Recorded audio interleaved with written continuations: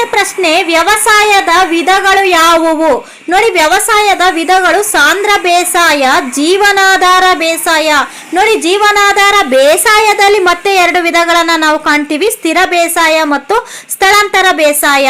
Next ಮೂರನೇದು ವಾಣಿಜ್ಯ ಬೇಸಾಯ, ಮಿಶ್ರ ಬೇಸಾಯ, ತೋಟಗಾರಿಕಾ ಬೇಸಾಯ. ಇವು ವ್ಯವಸಾಯದ ವಿಧಗಳಾಗಿವೆ. ಮೊದಲನೇದು ಸಾಂದ್ರ ಬೇಸಾಯ.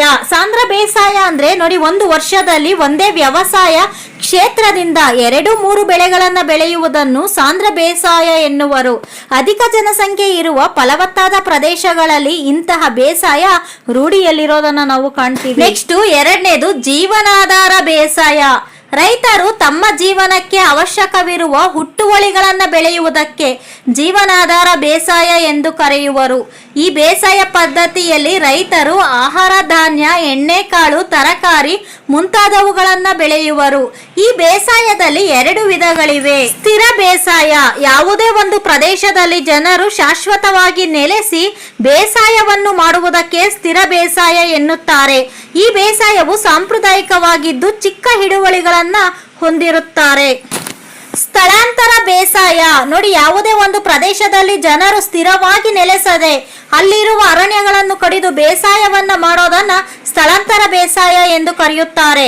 1-2 ವರ್ಷ ಬೇಸಾಯ ಮಾಡಿ ಅಲ್ಲಿ ಮಣ್ಣಿನ ಫಲವತ್ತತೆ ಕಡಿಮೆಯಾದ ನಂತರ ಬೇರೆ ಪ್ರದೇಶಗಳಿಗೆ ಹೋಗಿ ಬೇಸಾಯ ಮಾಡುವುದನ್ನು ಸ್ಥಳಾಂತರ ಬೇಸಾಯ ಎಂದು ಕರೆಯಲಾಗುತ್ತದೆ. ಇಂತಹ ಬೇಸಾಯವನ್ನು ಸ್ಥಳಾಂತರ ಬೇಸಾಯ ಎಂದು ಕರೆಯುವರು, ಆದರೆ ಇಂದು ಇದನ್ನು ನಿಷೇಧಿಸಲಾಗಿದೆ. ನೆಕ್ಸ್ಟ್ ಮೂರನೇದು ವಾಣಿಜ್ಯ ಬೇಸಾಯ. ವ್ಯಾಪಾರದ ಉದ್ದೇಶದ ಸಲುವಾಗಿ ಕೈಗೊಳ್ಳುವ ಬೇಸಾಯವನ್ನು ವಾಣಿಜ್ಯ ಬೇಸಾಯ ಎನ್ನುತ್ತಾರೆ.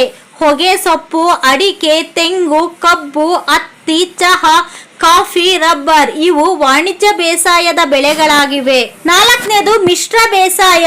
ಕೃಷಿ ಭೂಮಿಯನ್ನು ಬೆಳೆಗಳನ್ನು ಬೆಳೆಯುವುದಕ್ಕಷ್ಟೇ ಅಲ್ಲದೆ ದನಕರು ಸಾಕಾಣಿಕೆ, ಕೋಳಿ ಸಾಕಾಣಿಕೆ, ಜೇನು ಸಾಕಾಣಿಕೆ, ಹಂದಿ ಸಾಕಾಣಿಕೆ, ರೇಷ್ಮೆ ಕೃಷಿ ಈ ಮುಂತಾದ ಉದ್ದೇಶಗಳಿಗಾಗಿಯೂ ಬಳಸಲಾಗುವುದು. ಇದಕ್ಕೆ ಮಿಶ್ರ ಬೇಸಾಯ ಎಂದು ಕರೆಯುತ್ತಾರೆ. ನೆಕ್ಸ್ಟ್ 5ನೇದು ತೋಟಗಾರಿಕಾ ಬೇಸಾಯ. ಭಾರತದ ಮುಖ್ಯ ಬೇಸಾಯ ಪದ್ಧತಿಗಳಲ್ಲಿ ತೋಟಗಾರಿಕೆ ಬೇಸಾಯ ಕೂಡ ಒಂದು. ಕಾಫಿ, ಚಹಾ ಮತ್ತು ರಬ್ಬರ್ ತೋಟಗಾರಿಕೆ ಬೆಳೆಗಳಲ್ಲಿ ಮುಖ್ಯವಾದವು. ಒಂದೇ ಬೆಳೆಯನ್ನು ವಿಸ್ತಾರವಾದ ತೋಟಗಳಲ್ಲಿ ಬೆಳೆಯಲಾಗುವುದು. ಫ್ರೆಂಡ್ಸ್, ಈ ವಿಡಿಯೋ ಇಷ್ಟ ಆದರೆ ಲೈಕ್ ಮಾಡಿ, ಈ ವಿಡಿಯೋ ನಿಮ್ಮ ಫ್ರೆಂಡ್ಸ್ಗೂ ಕೂಡ ಶೇರ್ ಮಾಡಿ. ಪ್ಲೀಸ್ ಸಬ್ಸ್ಕ್ರೈಬ್ ಮಾಡ್ಕೊಳ್ಳಿ. Thank you.